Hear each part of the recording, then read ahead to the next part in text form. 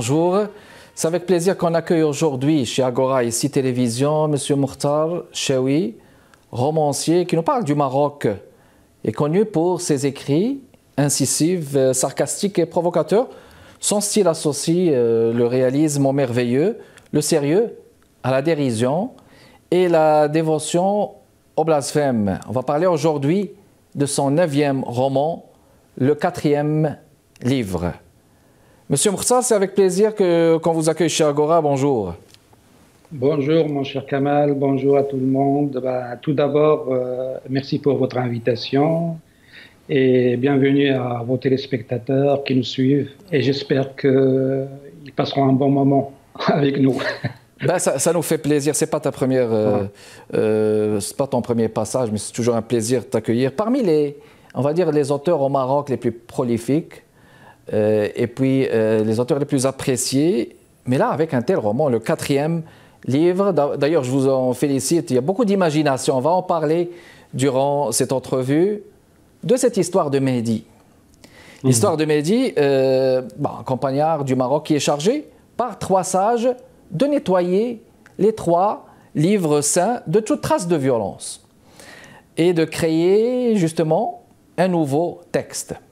Alors, quelle est la finalité justement d'un tel choix? Et puis, est-ce qu'on peut dire dans un premier temps qu'il y a quelque part une critique, je mets le mot entre guillemets, envers les religions à travers ce livre, justement? Oui, il est vrai qu'un tel sujet est problématique, bien entendu. Et de toute façon, dans chaque travail littéraire, il y a forcément une finalité. Et moi, j'ai l'habitude de toute façon de toujours travailler mes textes en fonction de 3 lettres, ce que j'appelle moi le QCP. C'est-à-dire le Q renvoie à quoi? C'est-à-dire le sujet du roman. Le C renvoie à comment, c'est-à-dire tout simplement la manière avec laquelle je vais traiter ce sujet, ce qu'on appelle dans le jargon universitaire la littérarité. Et le P, c'est tout simplement renvoie à pourquoi, c'est-à-dire la finalité dont vous parlez. Et bien entendu, je dirais, cette finalité, il s'est un peu imposée à moi, en quelque sorte. Pourquoi? Parce que le 4e livre n'est rien d'autre que le complément d'un roman précédent. Alors, si je me permettais, je vais le montrer. Je vous en prie. Vous avez un roman précédent qui s'intitule L'amour et paradis. On est d'accord. Cet Amour et paradis, lui aussi, fait suite à un autre roman qui est le Silence blanc. Alors, pour aller un peu vite, le Silence blanc, il parle tout simplement d'une enfant qui s'appelle Chemicha, qui va avoir des problèmes, etc., qui va rencontrer un homme qui s'appelle Michel Charme, qui est un écrivain français, qui va débarquer à Tanger parce qu'il s'avère un peu tari, et il a débarqué à Tanger pour réactiver un petit peu son imagination, son inspiration. Donc, dans le Silence blanc, Chemicha était le personnage principal et Michel Charme était le personnage secondaire. Dans L'amour et paradis, c'est Michel Charme qui devient le personnage principal. D'accord. Mais dans L'amour et paradis, on découvre déjà le personnage de Mehdi. Mais on découvre le personnage de Mehdi à un âge avancé, c'est-à-dire il a déjà 40 ans, il va se lier d'amitié à Michel, etc., etc. Et donc, j'ai estimé que ce personnage de Mehdi méritait qu'il devienne lui aussi un personnage principal. Et donc, le 4e livre que voici, n'est rien d'autre que je dirais, une volonté de mettre en vedette, si vous voulez, le personnage de Mehdi qui va devenir le personnage principal. On va revoir Michel, bien entendu, mais c'est Mehdi qui va devenir le personnage principal. Ça, c'est quelque chose d'important à savoir pour un petit peu situer le texte. Maintenant, pour la finalité, bien entendu. La finalité, c'est d'abord, il y a ce personnage de Mehdi qui m'a intéressé et j'ai voulu bien entendu lui donner une dimension, lui donner une histoire, lui donner un destin parce que c'est un personnage ambigu. Déjà dans L'amour et paradis, on découvre que c'est un personnage On sait simplement que c'est un guide d'une confrérie, d'une zaouïa, qui a des idées un petit peu progressistes, un petit peu révolutionnaires, mais ça s'arrêtait là. Et j'ai voulu justement développer ces idées-là, et ça a donné tout simplement, bien entendu, le quatrième livre. Alors, une des choses qui m'a tout simplement intéressé dans la finalité de ce livre, en fait, il y a une finalité qui s'imposait d'elle-même, puisque déjà dans L'amour et paradis, Mehdi parle de son envie de revoir justement certains préceptes de la religion, que ce soit musulmane ou d'autres religions, bien entendu. Donc ce livre-là n'est pas véritablement une critique de la religion, mais à la base, c'est une critique des personnes qui font de la religion leur fonds de commerce. Et ça, voilà, c'est un point sur lequel j'insiste beaucoup dans le livre. Mehdi va, à un moment donné, il va devenir un clochard et il va comprendre en fait que s'il veut sortir de ce marasme, s'il veut devenir quelqu'un, parce que lui, entre parenthèses, il voit la vie, je dirais, sous forme binaire. Pour lui, il y a deux types de personnes dans la vie. Il y a les loups et il y a les brebis. Et lui, il va refuser d'être une brebis et il va décider d'être un loup.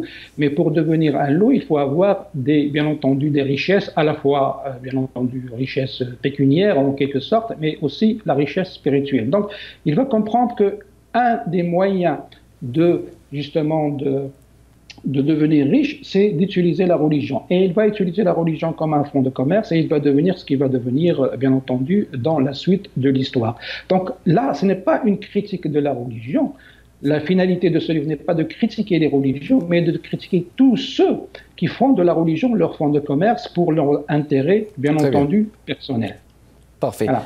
Parfait. Alors, on va faire une pause et on revient pour continuer la discussion avec notre invité qui nous parle du Maroc, M. Mokhtar Chaoui, qui vient de faire paraître son 9e livre, le 4e livre. Donc, ça, c'est un livre qui parle justement d'une thématique assez sensible. Notre invité vient justement de dire qu'on ne parle pas d'une critique de religion, mais les personnages sont vraiment particuliers. On va en parler, on va le faire dans les prochaines minutes. Restez avec nous, on vous revient.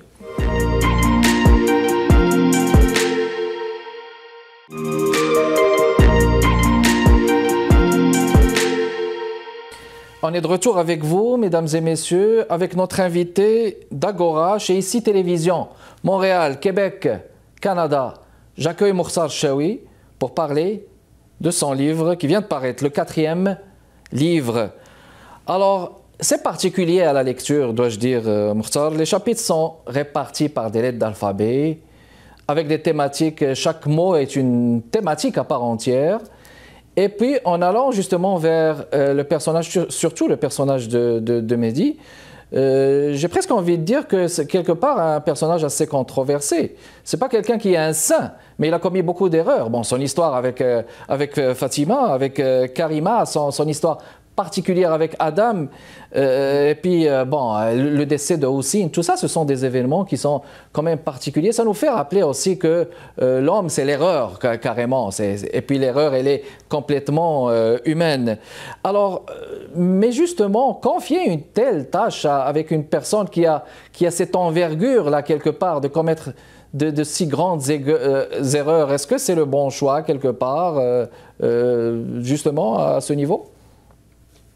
Oui, en fait, ce qui m'a intéressé dans le personnage de Mehdi, déjà dans L'amour et paradis, avant même de lui consacrer tout un livre, ce qui m'a intéressé, c'est son côté paradoxal, son côté ambigu, son côté controversé.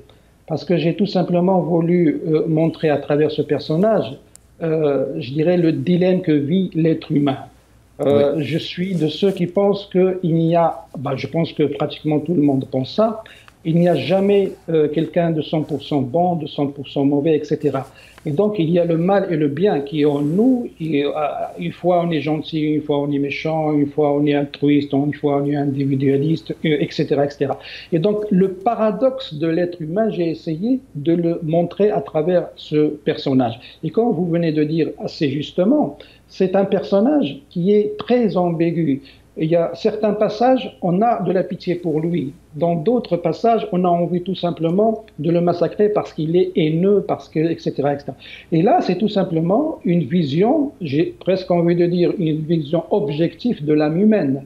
On est d'accord, okay. L'homme est fait de bien et de mal, de blanc et de noir, etc., etc. Et ce personnage reflète justement cela à travers certains actes qui sont répressifs. Ça, je vous l'accorde tout à fait. Hein.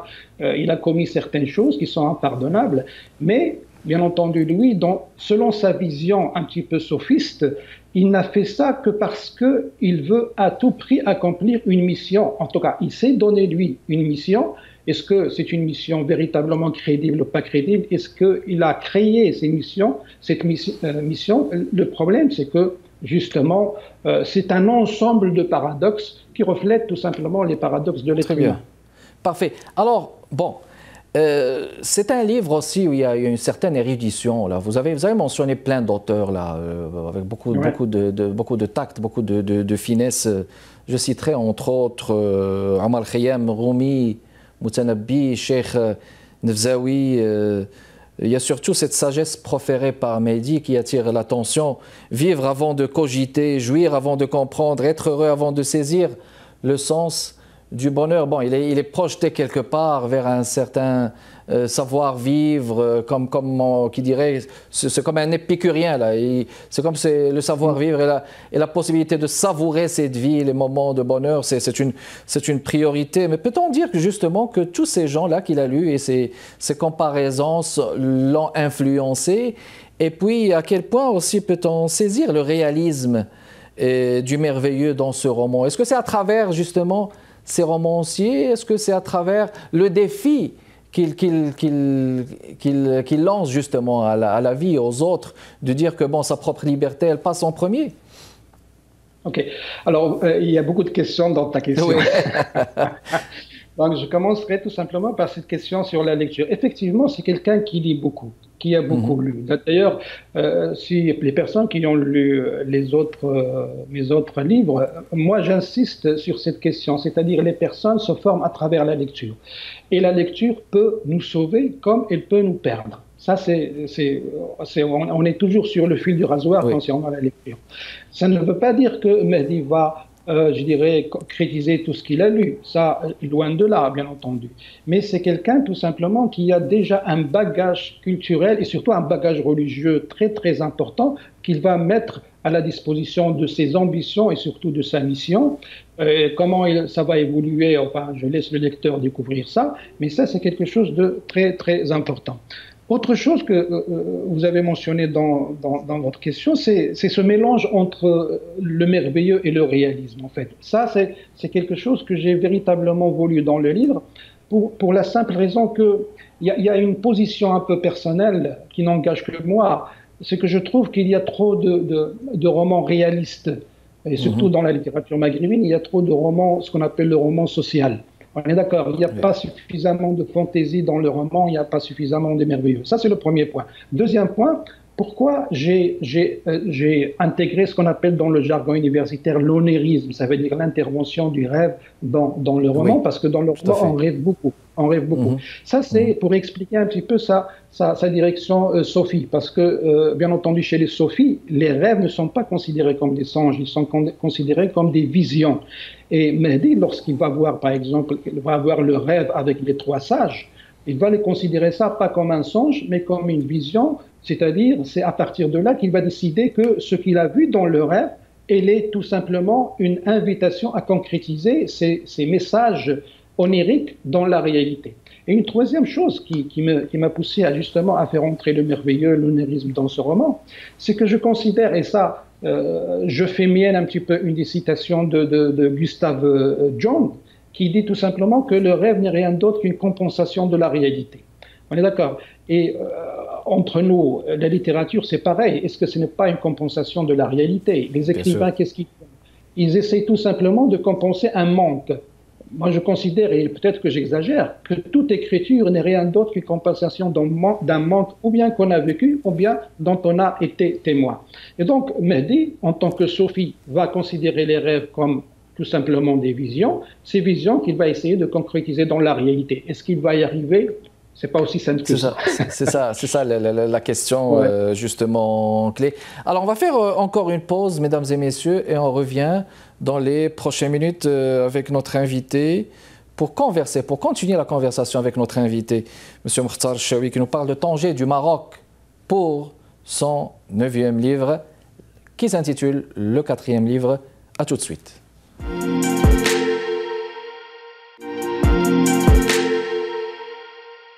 De retour avec vous, mesdames et messieurs, chez Agora, ici Télévision, Montréal, Québec, Canada. On parle de littérature, de romans, de livres, à travers un auteur qui nous parle du Maroc, Mokhtar Chaoui, qui vient de faire paraître chez le Lys Bleu le 4e livre.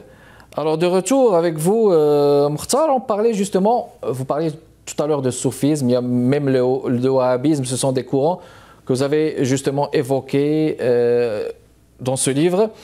On a l'impression aussi à la lecture du livre que Mehdi n'est rien d'autre qu'un épicurien. Il croit dur au fait que la foi n'interdit pas les jouissances. Et puis là vous revenez sur ce segment, sur cet argument, d'une autre façon, avec d'autres modules, pour le dire.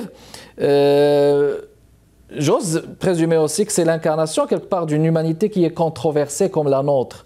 Mais est-ce que ce n'est pas quelque part aussi l'incarnation ou la justification quelque part d'une tendance chez vous, d'un désir de dire que le vivre ensemble est nécessaire et ça peut passer par là? Vous avez évoqué Épicure et il est vrai que Mehdi porte en lui certains aspects d'Épicure, c'est-à-dire comme Épicure, il croit qu'on peut atteindre le bonheur par le biais des plaisirs, par le biais que le corps humain est une source permanente de jouissance et de bonheur, etc., etc. Là, il est proche, bien entendu, d'Épicure. Mais il s'en éloigne parce que Épicure commence par le corps et s'arrête au corps. Alors que Mehdi, il commence par le corps et il veut tout simplement que le corps soit, les jouissances, les plaisirs corporels deviennent une sorte d'élévation de l'âme.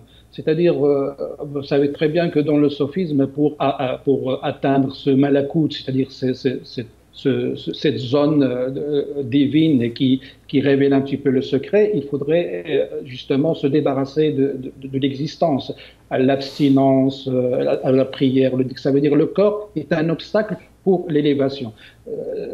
Mehdi va tout simplement essayer de faire comprendre aux autres en fait que la jouissance n'empêche pas justement cette élévation vers le bon Dieu. C'est ça le vrai problème. Donc il a un peu d'Épicure dans le sens où les jouissances et les plaisirs sont présents, mais il a un peu aussi du côté du sophisme dans le sens où je dirais le corporel n'empêche pas cette élévation vers un monde, ce qu'on appelle dans le sophisme, vers l'âme apaisée. Ça, c'est quelque chose de très, très important.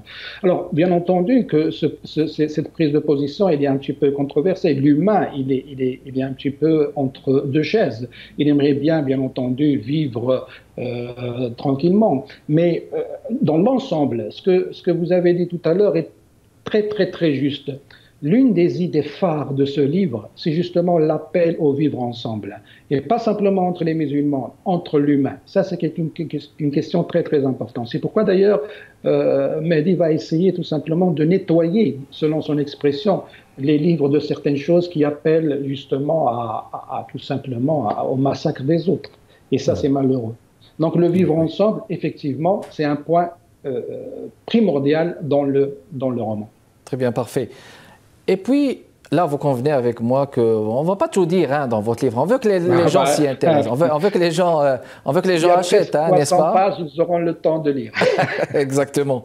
Parfait. Mais justement, en parlant d'une telle thématique dans ce livre, le 4e livre, Mokhtar Chaoui, est-ce que l'issue se prête, d'après cette thématique, à complètement la laïcité, en termes de laïcité dans sa consonance religieuse?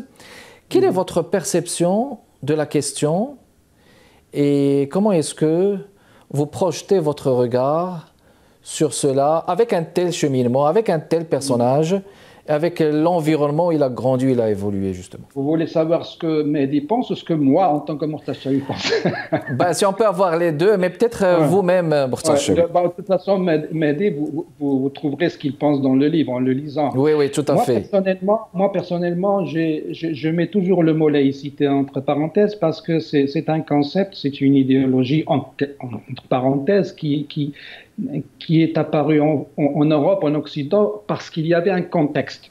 Est-ce qu'on a le même contexte? Je ne sais pas. Par contre, la chose à laquelle je crois, mais je le crois infiniment, c'est tout simplement l'acceptation de l'autre. Moi, ce que je déteste par-dessus tout, ce sont les gens, qu'ils soient musulmans, chrétiens, juifs, peu importe, qui pensent qu'ils détiennent la vérité absolue. Moi, je pense que chacun a sa vérité, chacun peut vivre avec sa religion, avec ses préceptes, etc. Mais je refuse le fait de dire que moi, je détiens la vérité et l'autre a tort. Moi, j'ai raison, l'autre est un hérétique. Et le pire encore, j'appelle à massacrer l'autre parce qu'il ne pense pas comme moi. Donc, que chacun vive sa vie, que chacun pense comme bon lui semble, que chacun, voilà, vivre et laisser vivre. Si on arrive à ça, bah, ça serait ma religion à moi, vivre et laisser vivre. Ben, c'est ça, peut-être ça rejoint aussi la question du vivre ensemble, vivre et laisser vivre, et puis ne pas détenir le monopole de la vérité, là, comme vous venez de le mentionner, Mkhtar. Alors justement, donc le 4e livre, le Lys bleu, les gens qui aimeraient l'avoir, est-ce qu'il est dans les bibliothèques au Maroc, par exemple? Alors là, c'est un grand problème parce que les livres n'est pas distribués au Maroc. Mais c'est quand même assez récent en comparaison. Oui, c'est vrai que c'est assez récent, mais d'après mes informations, bon, on ne va pas entrer dans les détails, mais il y a un problème entre le distributeur marocain et l'éditeur. Donc, pour l'avoir, il faudrait le commander directement, que ce soit sur les plateformes européennes ou que ce soit directement sur la plateforme de l'éditeur. Et malheureusement, c'est un des problèmes que les auteurs marocains vivent. Je ne sais pas comment on va résoudre ça.